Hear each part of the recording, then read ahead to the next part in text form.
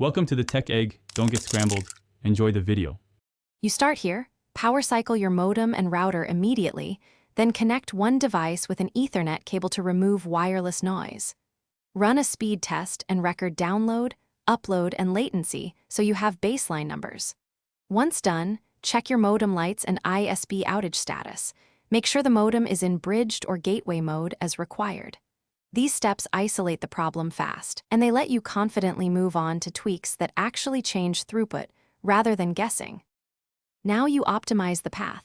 Change Wi-Fi channel and choose 5 GHz for short-range speed when possible, or 4 GHz for range. Adjust bandwidth settings. Update router firmware and enable quality of service to prioritize streaming or work traffic. Switch to a faster DNS and stop background uploads or cloud sync that steal bandwidth.